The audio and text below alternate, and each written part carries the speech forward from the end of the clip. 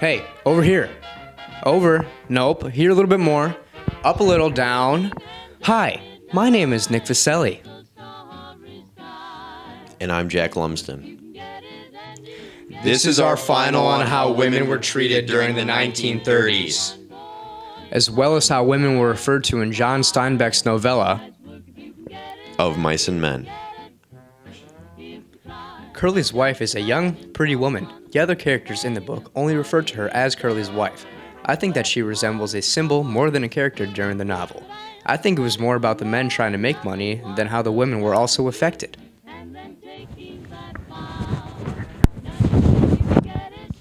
I agree with you, Nick.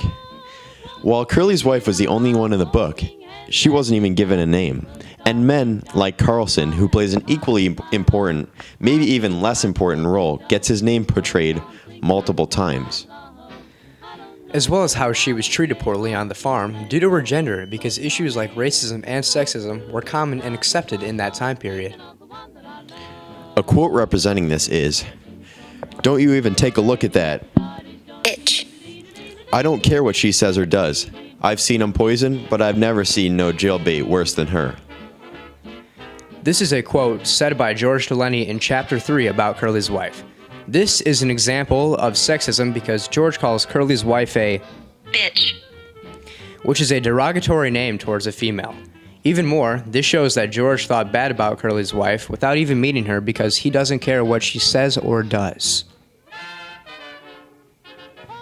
I agree. This is a common theme throughout the novella. The theme is George bashing Curly's wife due to her sex and not through her persona or the action she has done to him. We found another in-text quote relating to sexism that says, "Why don't you tell her to stay the Hell. home where she belongs?"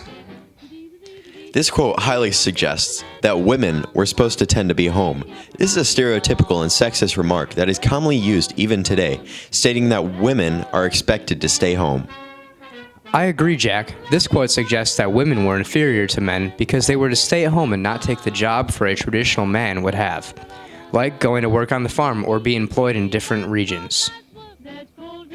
Moving to our next example, George says, "Yeah, married for 2 weeks and got the eye. Maybe that's why Curly is full of ants." This is a sense of sexism because he's assuming that women have eyes for everyone that they set eyes on because she's the only woman on the farm.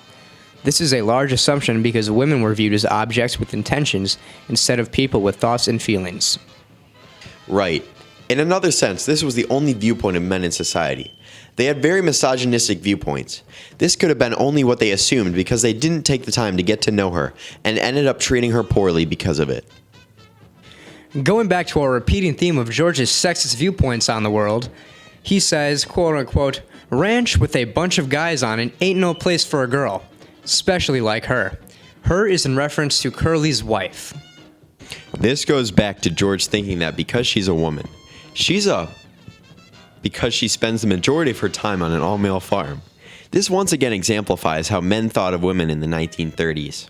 You know, I do wonder if they thought of this not because they were truly sexist, but because they were aggravated that they had to constantly keep finding work, and were under an immense amount of pressure to provide for themselves and their families due to the Dust Bowl. That's an interesting thought, Nick. I'm sure they were under a load of stress throughout the period because everything they knew is now covered with dust, and they had to abandon their homes due to it. But either way, they were still sexist remarks, which is a sign of what most men were like in the 1930s because they didn't realize and didn't think that it was wrong. Now it's a good time to recap. Jack, how were women treated and referred to in the 1930s? They were treated poorly. Would you care to elaborate? Oh sure, Nick.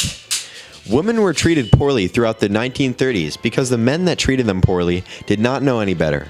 It wasn't widely accepted that sexism was wrong, so men still continued to treat women as inferior to them. Sexism was and still is a big problem because women around the world were constantly discriminated against only because they were women. Oh, wonderful. Now, how does this tie into John Steinbeck's novella, Of Mice and Men? Well, Jack, this sense of sexism is strongly shown through George. George is a semi-angry person because he's had to relocate so many times due to Lenny's kind nature yet brute force.